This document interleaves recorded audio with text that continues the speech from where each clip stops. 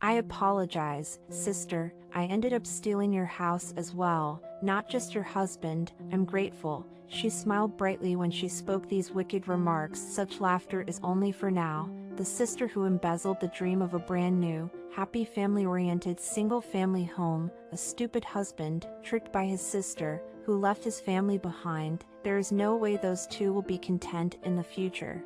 I've made the decision to battle for my daughter's sake, Ashley. I'm 33, Paul, my spouse, is 35 years old. This year, our daughter Mia turned 5. Despite working in different areas, Paul and I met at the same place of employment. We got along well and had shared contacts, which helped to lead to our marriage. Something happy happened recently. Even though it was difficult for us to handle childcare and domestic tasks while working, we were eventually able to purchase our long-needed new home. We paid close attention to the layout and design of the interior, and Mia and I even selected the wallpaper color for her room when we moved into our new house, which was something we had long dreamed of. We were all bursting with enthusiasm, but after an incident that marred our happy occasion, that exhilaration took an unexpected turn. The mansion was magnificent and idyllic, a true dream come true. The unexpected appearance of my twin sister Stacy amid this newly discovered pleasure gave the story a twist. Stacy surprised us with an unexpected visit. Even though we looked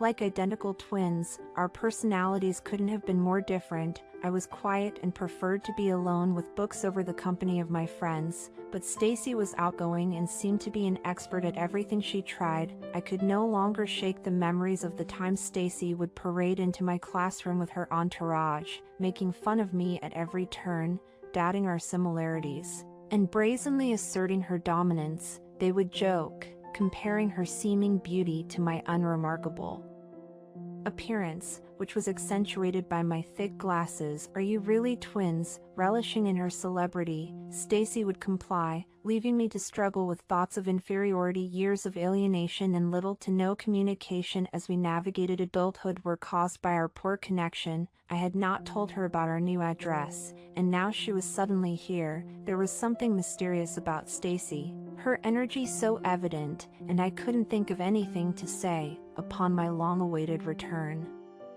home, our mother informed me that Stacy had started a new project of her own. She was building a house. Our reconnection was further complicated by this unanticipated disclosure, which left me feeling conflicted as I attempted to make sense of it all. So, in an attempt to be sincere in the middle of the tension, I wanted to give a housewarming gift and asked for the address. I said hesitantly. The laughing of my sister was like a knife cutting through the air. "Ah, the gift," she said with a sarcastic chuckle. "That's really a charade, isn't it? Why should I even try to give you anything?" Her remarks hurt, a sharp reminder of the jokes and jabs she had thrown at me all our lives. We were dubbed sisters at school, but she only called me Yo. It was an unchanging pattern of cruelty that appeared to continue. I let out a defeated sigh and tried to change the subject. "Now, will you kindly depart if your tour is over? It's almost lunchtime, and my husband and child will be returning shortly. It's a family-only Christmas meal today, as usual." Her remark was tinged with entitlement. "Yes, I'll hold out. I refuse to miss lunch," she said, brushing off the idea of departing. I was unable to suppress my annoyance at her boldness. "Impossible," I said to myself. "Absolutely impossible." She continued to impose her will, claiming seniority due to a few minutes difference in our birth times. As we fell into a tense quiet, it served as a reminder of her enduring desire to maintain control, even as an adult. Soon, the strain subsided when Mia's voice announced my family's arrival. My husband and daughter seemed as surprised as I did at how much my sister looked like our mother when they came into the room. In spite of the years of conflict and separation, the resemblance served as a clear reminder of the bonds that united us. I had hidden the fact that my daughter and her aunt were twins from her, never revealing to her the close relationship they had. My sister walked into the room and smiled, and greeted every member of the family with a charm usually reserved for acquaintances. Her greeting was friendly. "Hello, I'm Stacy, your twin sister," and she addressed my daughter with a tenderness that concealed our tense connection. "It's good to meet you. I apologize for disturbing you, she continued, nodding courteously to my husband. I had been avoiding this moment for years, my sister's introduction to my family. I had not kept in touch with her, not shared life events like marriages or the birth of my kid, so this was their first meeting, which was greeted with trepidation and interest in equal measure. Hello there, it's nice to meet you, my husband said, his expression showing a little surprise at her sudden appearance, but underneath the immediate shock, something accepted, maybe even a hint of satisfaction, lingered. When I told my husband that my sister was coming, he gave me a look like he was wondering, why is she here? There was a hint of interest, though, behind any reservations. My sister looked younger than her actual age because to her outstanding features, which included long eyelashes, well-defined double eyelids, and perfectly done makeup, her well-picked clothing, which drew attention to her big chest, emanated confidence and accentuated her form.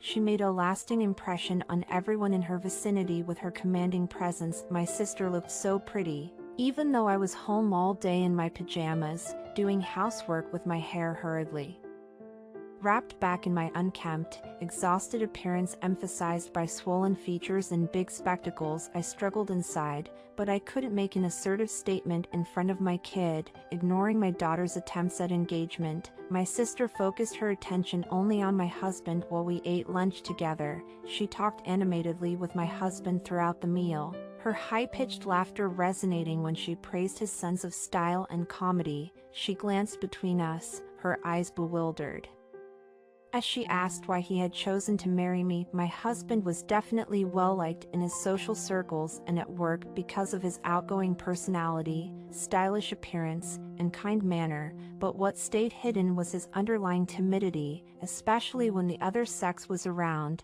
This characteristic set our relationship apart because I was his first love partner. My spouse seemed to be utterly enthralled with my sister's deft flattery. He protested, no, I'm not popular at all, but my sister pressed, praising his charisma. In the meantime, the anticipated restful vacation turned into an endurance challenge. Stacy bemoaned, I'm not popular at all, and when I am, it's with odd characters. Disclosing that she had recently broken up with a tense lover, she smirked and gave me a sidelong glance before boldly asking if she could come live with us till she found somewhere else. I interrupted, shocked at her boldness, and insisted that it was not possible. But before things got out of hand, Paul spoke up out of the blue and offered our spare rooms. Although Stacy said, thank you, Paul, I couldn't help but feel uneasy about the abrupt change in events. Fighting to control my rage, I shot out, it's unbelievable that you can waltz in here, meeting our family for the first time, and make such a request. Just finish your meal and leave. That being said, I got up quickly from the table while trying not to lose my cool. Oh, I see, so are we now friends? When we get together a few times, we'll get along just great. I'll be back, Stacy said nonchalantly.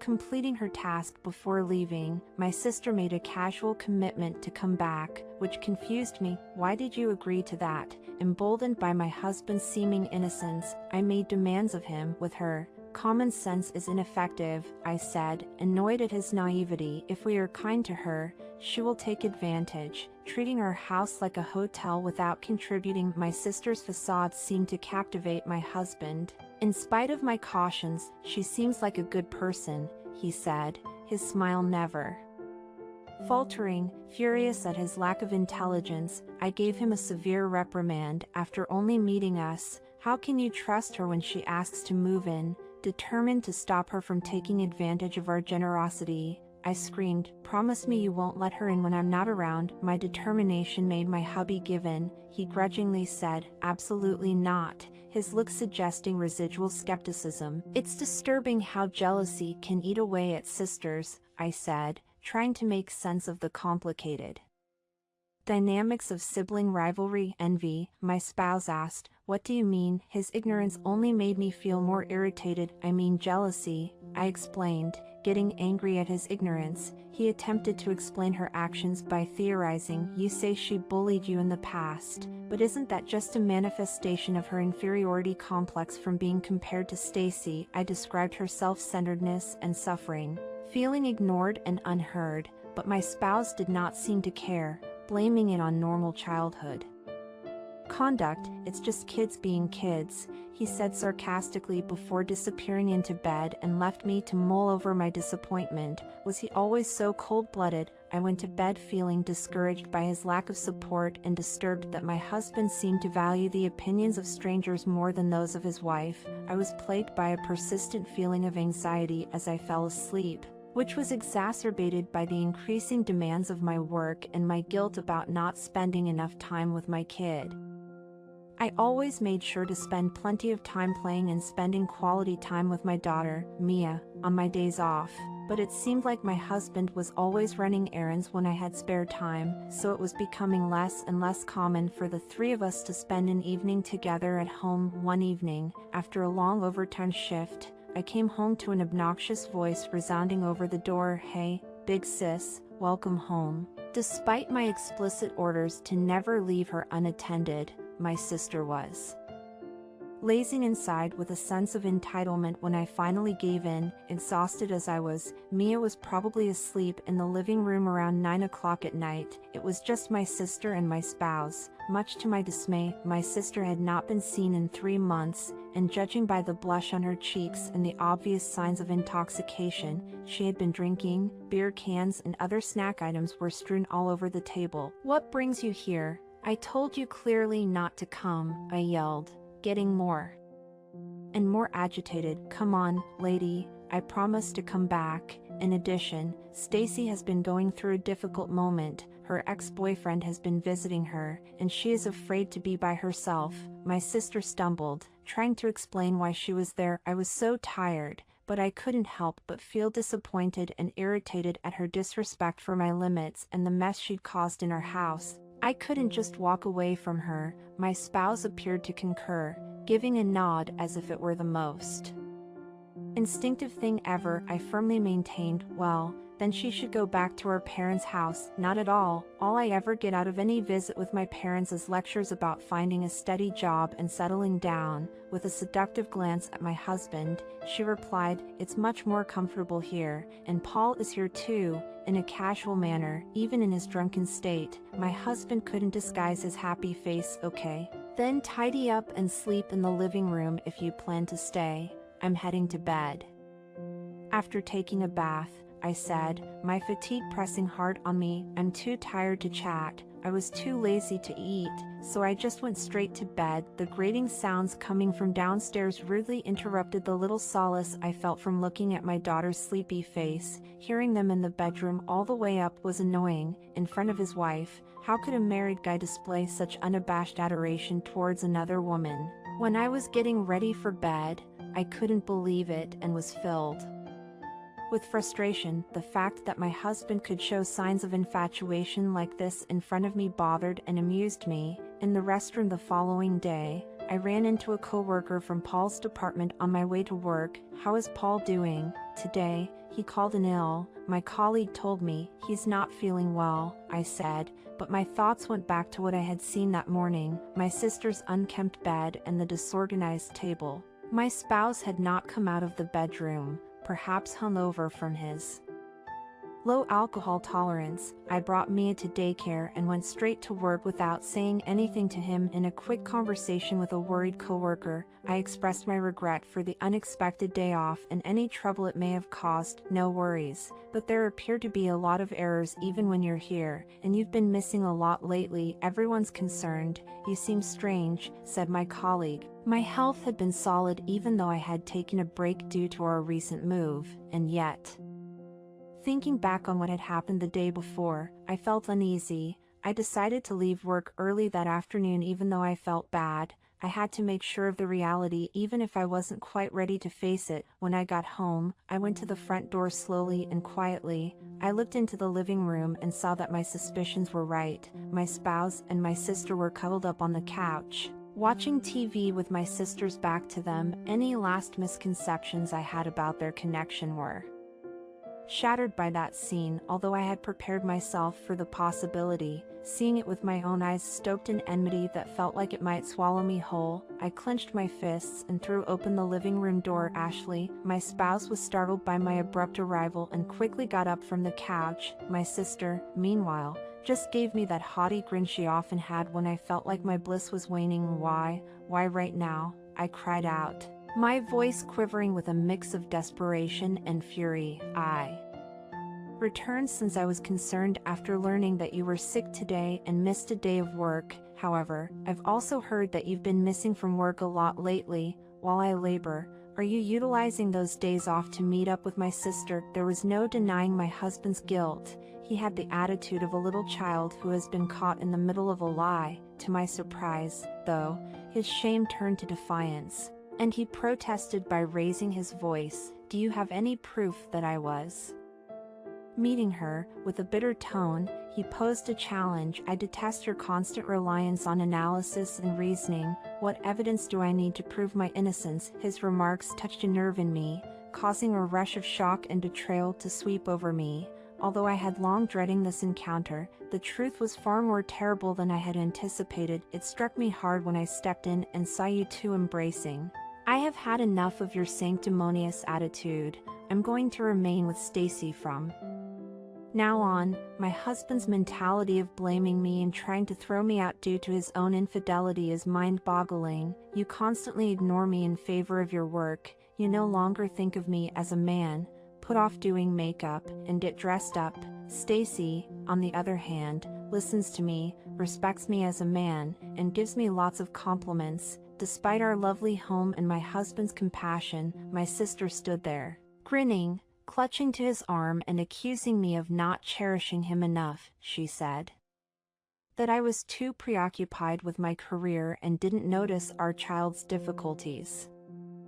However, ever since her arrival, my spouse has been missing work a lot and becoming too close to another woman. Is he not the one who left our family behind? However, I'm glad you came back early. Tonight is the time we need to talk. My present apartment's contract expires in 2 days, and I was going to move in tomorrow, she stated, her self-serving justification. Disregarding my emotions and moving forward with her intentions. I'm sorry, big sister, I ended up snatching your house as well as your husband. She smiled innocently, belying the cruel words. Thank you, I wanted to live with Mia too, but Stacy feared the sudden motherhood, so please take care of her for now, my husband said, seemingly defending himself. Now it's evident, your happiness comes before mine or that of your daughter. It makes perfect sense to me now. With a coldness in my heart, I climbed the stairs, longing for silence. Will you be packing? With a hint of laughter in her voice, she yelled, please go as soon as possible. My resolve hardened beyond rage at the mention of my daughter's name. I had to stand up for her. I'll plan and take serious action to protect her. I closed my eyes, inhaled deeply, and then reached into my shoulder bag for my cell phone to make a call. This is the start of the counteroffensive. They'll realize that I've changed from my previous meek personality. After half an hour, the doorbell rang. Daddy, Mom, why are you in this place? As I descended the stairs, my sister and my stunned husband were standing in front of my serious-looking parents. Yes, I had called upon them, snarling at me. My sister said, at your age, complaining to parents, keep quiet. Stacy, what in the world are you two doing? In his rage, my father's normally placid manner became frighteningly formidable. How can it be none of our business when you're doing this with your own sister's husband? My mother added. I am so disappointed in you, Paul. I thought you were a responsible man who would protect Ashley. Finally prodded into action by my sister, my husband stammered out, I genuinely apologize, but this is a marital issue. Neither of us is at fault. We've simply not been able to keep up a positive relationship as a pair. Are you trying to blame me? Incredulous, I countered. Before meeting Stacy, you had never spoken like way.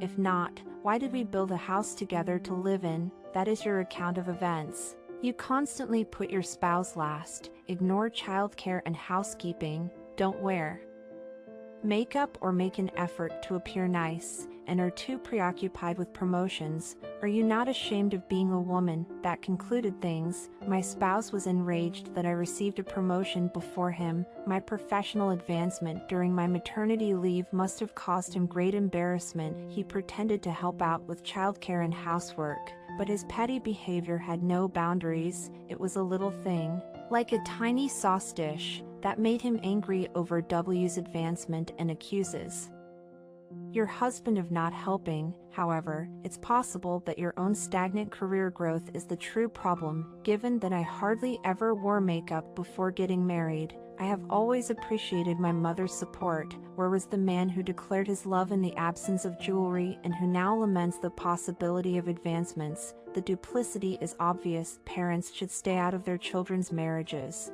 He started making up stories in an attempt to get rid of us. Ashley, please find Paul's divorce documents here. Yours are prepared as well. Despite my mother's intervention, Stacy shoved the forms at us and insisted that we leave. So, you want a divorce? When I asked, my spouse nodded in agreement. Okay, let's move on, I said, to which he and my sister responded with smug looks. But when I mentioned the $300,000 loan our parents gave us for this house, their delight turned to shock. Yes, we did use some of our funds, but we borrowed the majority. The loan agreement, which had previously been a loving family gift, was now a source of bitterness. But I live here as a daughter, he shot back, showing how entitled he was. I don't have to repay it. However, financial obligations remain unabated despite family relationships, Paul said defensively, and I was assured not to worry about repayment. While my sister feigned ignorance, we even signed a loan agreement and established a repayment schedule. Are you now implying that we are not required to repay it? How much money do you suppose our parents have? In spite of my parents' comfortable financial situation, I had stressed to my husband the significance of repaying the loan, even if it's from family. Defaulting on borrowed money under a formal agreement is unacceptable, I said to him. Paul protested, looking noticeably agitated. My father said if we ever struggled to pay, we wouldn't be forced. He even suggested turning it into a gift if needed. However, my father gave him a stern reprimand, his cheeks flushed with rage. Even if it were the case, it is disgusting how you abandoned your daughter and granddaughter and mistreated your own sister. To such a person, I will not donate even a penny. Please return the funds appropriately. My sister continued to argue, as if she couldn't take the criticism. I became irritated and shot out, since you're not working, sister, try to repay it yourself. You too will also have to pay compensation because you are the ones who caused this divorce. I will speak with my attorney. Later, my spouse was left looking stupid and unable to speak, his mouth moving silently. I was prepared for whatever lay ahead because I had already taken care of my immediate needs. After grabbing my bag, the three of us went outside. Tears filled my mother's eyes as she gave me a firm hug. I'm sorry Ashley had to experience this. I never thought Stacy would act in this manner. If only I hadn't revealed our residence to her. Don't worry, Mom, I told her, it's not your fault. Yet the gravity of the issue persisted. Her character won't ever alter. I'm glad the connections are now severed. She is the ideal fit for my spouse. Selfish individuals. I don't regret anything. I apologize for including you in this, and I appreciate your presence. I'll employ legal counsel to ensure they repay every cent. Ashley, don't stress over the money. Prioritize yourself and your child, my mother said, clearly concerned. I know you're exhausted today. Let's go get Mia and return home so we can relax. I was psychologically and physically worn out today. I nodded, appreciative of her support and understanding. I chose to stay at my parents' house and accepted my father's gracious offer. I whispered, "Thank you, Mom and Dad," feeling grateful to have such dependable people by my side. A friend of mine who practices law was recommended to me by my dad a few days later to manage the return of the money borrowed from my parents and the compensation claims against my sister and husband. Of course, the first thing on Mia's mind was child support. Despite the fact that we shared an office, I was unable to get over my unease as word of my husband's infidelity and upcoming divorce spread like wildfire. He was soon abandoned by everyone and forced to deal with the fallout on his own. Where was the rumor first spread? When I took a leave of absence from work.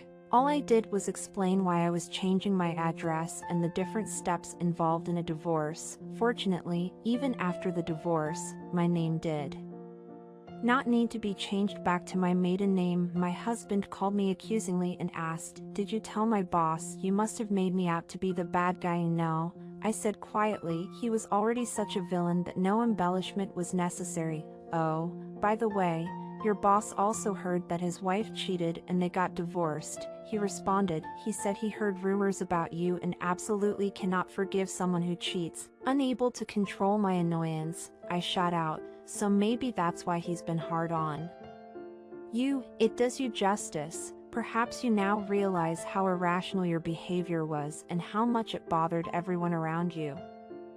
I ended the call having expressed what I intended to say. I couldn't help but feel a wave of relief when I found out later that my husband had resigned. I would no longer have to look at his face. My spouse was unemployed and had used all of his savings to buy a property, so he had nothing left over. Reluctant to work, Stacy was forced to part with the new home. Thankfully, a buyer was located fast, and the money I borrowed from my parents was paid back earlier than anticipated. However, there was still money owed for child support and reparation. Aging and lacking a prominent position, my spouse had a difficult time finding a new job, so he and Stacy had no choice but to seek their in-laws for permission to move in. But because of her conceit, Stacy didn't help out around the house or look for a job, which made her in-laws anxious for them to move out. We had some conversation when my in-laws hurried to apologize after hearing my husband's side of the tale, but I couldn't help but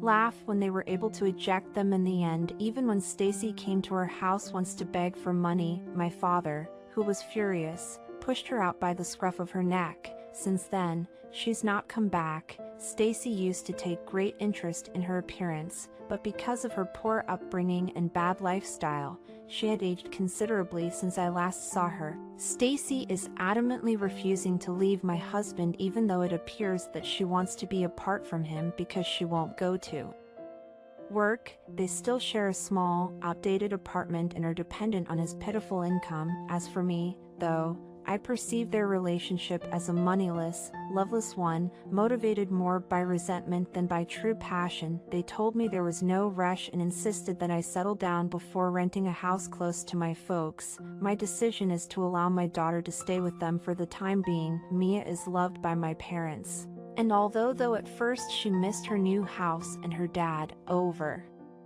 time she has felt their loving embrace and smiled once more. I've thrived at work and will soon be promoted to oversee a newly developed department thanks to my parents' support. "You're so great, Mom. You put in a lot of effort in your work." When she patted my head, my daughter Mia said, "I want to be a cool woman like you." I see now that her remarks are the truest testament to my efforts. My parents and daughter, who accept me for who I am, have given me more self-confidence. I make a commitment to live a life that will make my daughter believe I'm a cool mom. That's all about the first story, and now let's watch another similar story. He abruptly said, "I'm divorcing you because I'm marrying your best friend." I was shocked and felt a wave of bewilderment. I said, "What do you mean?" Out of instinct, "In the mailbox are the divorce papers. Simply submit those. Never return home again. Oh, and when you go, take the kids with you," he said, his words piercing me like needles. I felt my anger rising.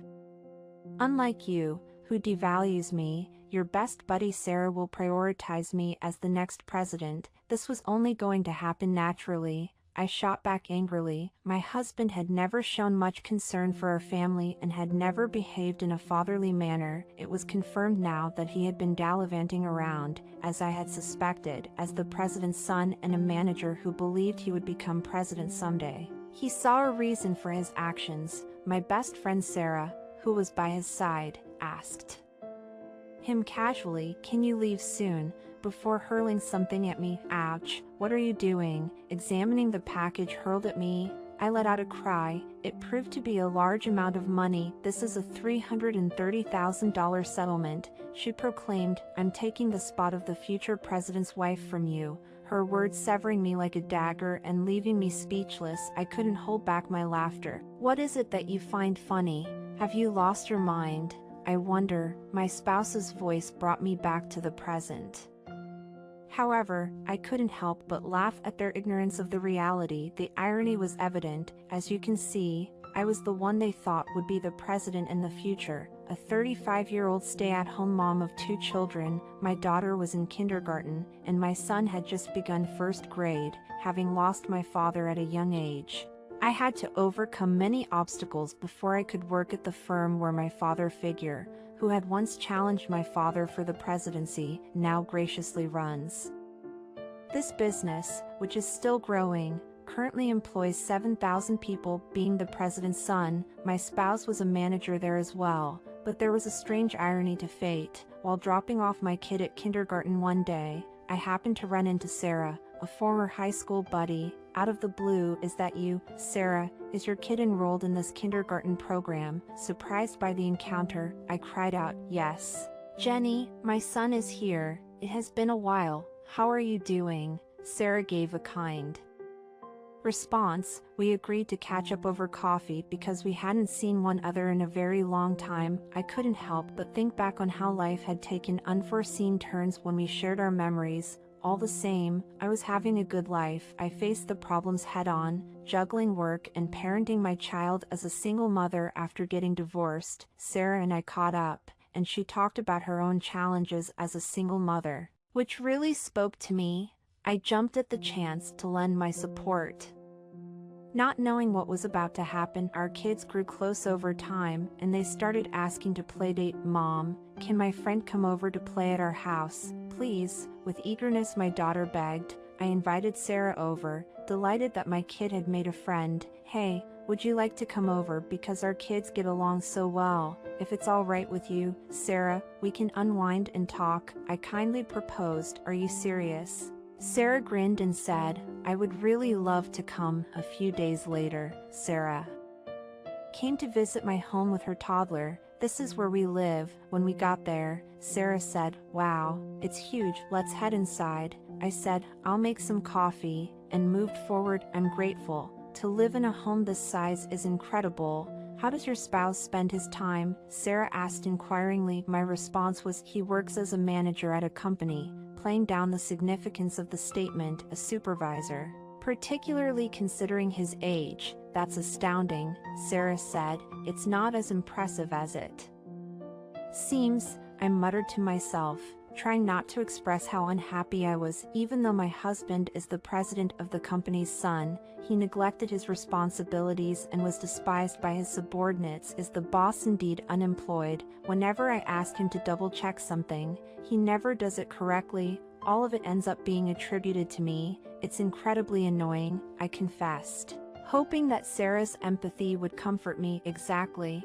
I'm not sure how he obtained his position," Sarah acquiesced empathetically. "My husband is frequently disparaged by subordinates at work, and when they see me at home, they act really uncomfortable. He frequently makes fun of me while acting quite arrogant. Could you assist with the housework a little more? I work too, and sometimes I just can't get everything done," I hesitantly inquired, seeking for some reassurance. "What? I make more money than you do. It may not make sense to you, having grown up in a home with just one parent, yet it is customary for the wife and mother to handle all household chores. I also work." "It is identical," my spouse responded dismissively, his words stinging with conceit. "I'm raising our children," my husband heard me say, "so it wouldn't hurt you to help with the housework or at least take care of your own stuff." With a hint of anger in my voice, he never offered assistance, even though we both worked. Blaming my work from home and my responsibilities as a wife and mother, I even told my father-in-law about it, I said to Sarah in an attempt to make sense of it. "I'm really sorry, Despite my harsh criticism, he refuses to listen. My spouse said, I truly feel like I'm a failure as a father. In a remorseful tone, I gently corrected him, please don't say that, and put a comforting touch on his shoulder. It's enough for you to listen to my grievances. I apologize for bothering you with this, and I glanced at Sarah. My father-in-law and I had been attempting to help him both at work and at home, but I was on the verge of giving up. Not much had changed since the birth of our son. Despite our having numerous conversations, my kid took care of his sister and occasionally showed worry for me. Even though he was old enough to understand, I nevertheless kept up my teleworking, household, and parenting schedule, doing my best to overcome the obstacles. I was exhausted, but my husband had not been supportive for more than 6 years. It was obvious now that no matter how much I begged or reasoned, he would not change. The weight of his indifference increased. With each passing day, we once went to our child's kindergarten for a family occasion. He reluctantly came along, not really caring about our kids. He was so uninterested in getting engaged that it took the encouragement of my in-laws. My son sensed that his father was not really connecting with him, so he quickly retreated. Too, I yearned for family outings, but preparations were ruined by his obvious disapproval. Family vacations became infrequent as a result, which disappointed my son. When he got older and started to comprehend, I was concerned about his perception of our family's dynamics. We came for the kindergarten celebration amid these thoughts, and everyone was giddy with anticipation. Sarah stepped forward and struck up a discussion. Happy morning, let's utilize today to its fullest. Then she said, is this your husband? Upon spotting my husband, good morning, it was her first encounter with him. So, eager to keep up his front, I introduced him, gently highlighting his role in my father-in-law's business. Skillful at hiding his actual nature, my husband had a spirited discussion with Sarah about his profession while projecting an image of a capable worker. They chatted throughout the kindergarten event, regardless of whether their relationship was sincere or just polite conversation. A month later, a different kindergarten mother approached me with a nervous expression. It's hard to say this,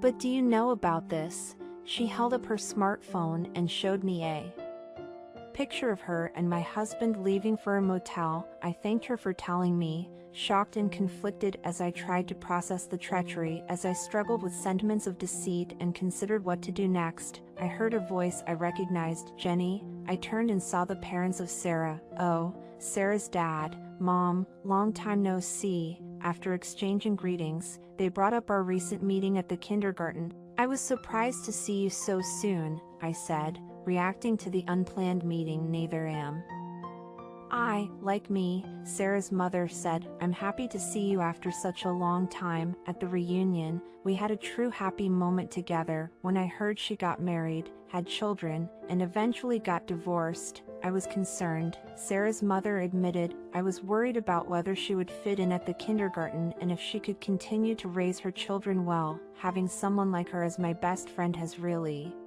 helped and supported me. Let's support one another if something is ever bothering you. The only person who says that is you, because, you know, she had an affair and that's why she got divorced. Those who are aware of it are unwilling to interact with her, recognizing the social stigma associated with such circumstances. I said, I was afraid she might end up without any friends. I was troubled by something that was on my mind when Sarah's mother expressed her worries. What if Sarah's relationship with my husband was a reflection of her previous affair? I know it's inappropriate to ask this of you, Sarah's mom, but I have a favor to ask, I said with hesitation. Oh, I see, what is it? She retorted. Anything, just say it. Extending her encouragement, I took a big breath and informed the other mother what I had heard. In actuality, it appears that my spouse is seeing Sarah inappropriately. I need assistance gathering proof because I'm considering filing for divorce. Thus,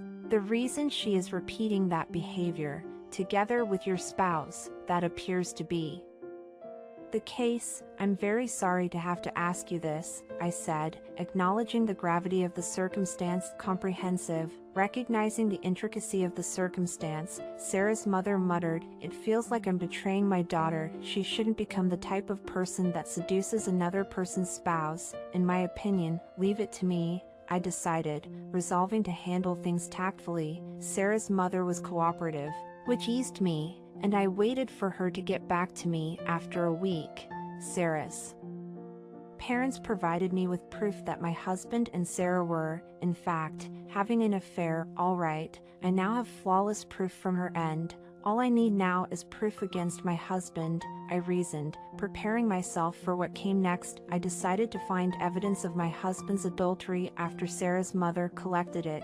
I looked through his pictures and messaging apps as he slept. There were incredibly cutesy conversations on the messaging app, such as, "Sarah, you're really cute, I hope we can get together soon, I'm grateful, I really love you," David wrote at the end. There were also pictures of them together, however it was difficult to determine when they were taken. One day, when I was walking home with my daughter and planning how to approach the matter tactfully, I noticed my son's restless pacing. I had silently vowed to confront my husband at some point. "What's not right? Why don't you enter the building?" I asked. Perplexed by his silence, "I am unable to. It seems as though it's locked," he puzzledly replied, "but your dad got home before I went to pick up your sister." Then, as we were wondering why the door was locked, it suddenly opened. "You're back," my spouse said with a serious attitude. "We need to talk." I was confused when his hand prevented me from entering. "What's going on?"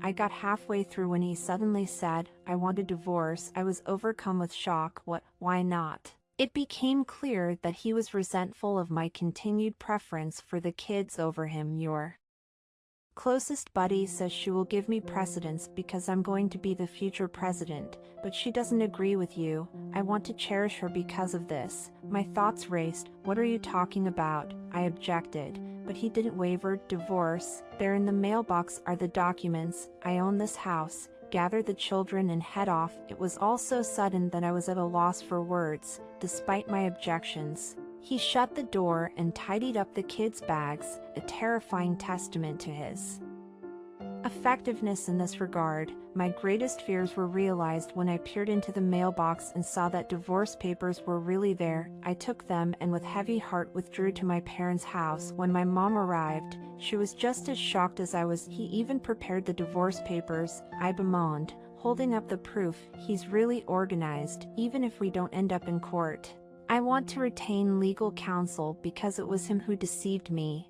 Do you know any decent people?" My mother recommended Kevin, a boyhood buddy who worked as a knowledgeable attorney for my husband's father's business. "Shall I call Kevin then?" I pondered out loud. "He ought to arrive shortly, even though you may not be aware of it. He has always been willing to assist." I was perplexed by my mother's cryptic remarks, but I felt more confident since I had Kevin's well-known knowledge on my side. "Indeed, Kevin showed up at my parents' house," I said. "Thank you for taking this on," outlining all the details of the predicament, including my husband's adultery. "No issue, it's a requirement of the job." Kevin told me, "We are entitled to recompense because he is deceiving us. Should we head straight to the house?" I